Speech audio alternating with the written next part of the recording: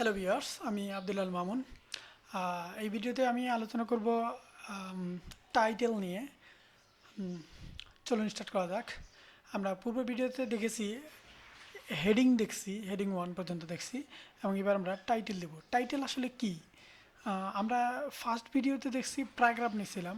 আমরা প্যারাগ্রাফ ব্যবহার করছি। ধরি একটা প্যারাগ্রাফ নিলাম।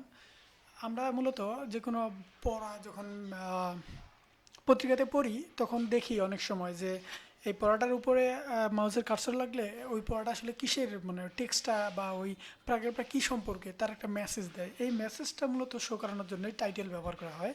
ওকে, দেখি কিভাবে টাইটেল করা যায়। আমরা এই প্যারাগ্রাফের ভিতরে একটা ডামি টেক্সট নিব, যেমন লরেম। এই যে লরেম আসছে, লরেম। এটা আপনার ভিজুয়াল স্টুডিওর একটা সুবিধা অবশ্য। এইভাবে লরেম লিখলেই আপনার পুরো একটা টেক্সট চলে আসে, এবং এই টেক্সটটা হচ্ছে ডামি টেক্সট, অর্থাৎ এটার জন্য আপনার চলমান টেক্সট, এবং এই টেক্সটের করা লাগবে না, আপনার কোনো কপিরাইট নেই বা এই ধরনের কোনো ঝামেলা নেই। সো এটা এইভাবে এক্সারসাইজের জন্যই দেওয়া যায়। এই টেক্সটের আমরা টাইটেল দিব মূলত ট্যাগের যে স্টার্টিং পার্ট। ট্যাগের তো দুটো পার্ট থাকে। আমরা ট্যাগ নিয়ে কথা বলি নাই যে ট্যাগ আসলে দুই ধরনের হয়। এইচটিএমএল-এর দুই ধরনের ট্যাগ, একটা হচ্ছে সিঙ্গেল ট্যাগ, একটা হচ্ছে ডাবল ট্যাগ। আমরা এই যাবত যত ট্যাগ দেখছি এগুলো সব হচ্ছে ডাবল ট্যাগ, অর্থাৎ এর শুরু হয় একটা ট্যাগ দিয়ে এবং শেষ হয় আরেকটা ক্লোজিং পার্ট দিয়ে। এই যে ক্লোজিং পার্ট দিয়ে, এবং দুইটা দেখেন লেখা একই, কিন্তু শুধু পার্থক্য হচ্ছে এর সামনে কিছুই নাই আর এর সামনে একটা ফরওয়ার্ড স্ল্যাশ দেওয়া আছে। এই জন্য এই ট্যাগটাকে বলা হচ্ছে ডাবল ট্যাগ। আর সিঙ্গেল ট্যাগ হচ্ছে যেই ট্যাগ একটা লাইনে শুধু এর ভিতরেই দিয়ে সব লেখা যাবে, সেটাকে বলে সিঙ্গেল ট্যাগ। সিঙ্গেল ট্যাগ আমরা পরে দেখাবো, এখন না। সো এখন আমরা টাইটেল দিব। টাইটেলের জন্য এখানে স্টার্টিং ট্যাগটাতে ট্যাগের যেটা হচ্ছে এন্ডিং ট্যাগ বা ending part, are starting part যেটা আমরা দেখাইলাম, স্টার্টিং পার্টে আপনাকে টাইটেল লেখা লাগবে। টাইটেলের জন্য টিআই, এই যে টাইটেল চলে আসছে।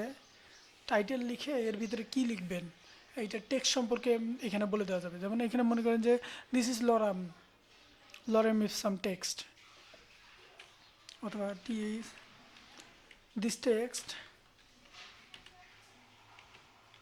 টেক্সট ইজ অ্যাবাউট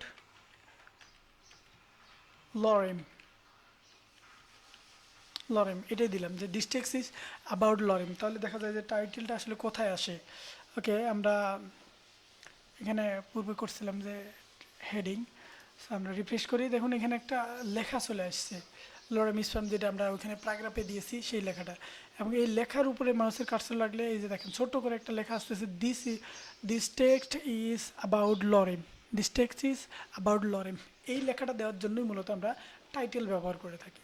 সো আমি আবারও বলতেছি যে আমি মনে করি আপনি যদি একজন ওয়েব ডিজাইনার হতে চান, সেক্ষেত্রে কোনো পেইড কোর্স করা লাগবে না। আমার এই প্লে লিস্টেই যথেষ্ট। একজন মোটামুটি লেভেলের অথবা অ্যাডভান্স লেভেল পর্যন্ত হয়তো আপনাকে সহায়তা করার চেষ্টা করব। হ্যাঁ, ওকে।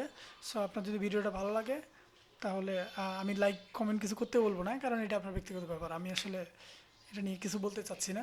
ধন্যবাদ ভিডিওটা দেখার জন্য।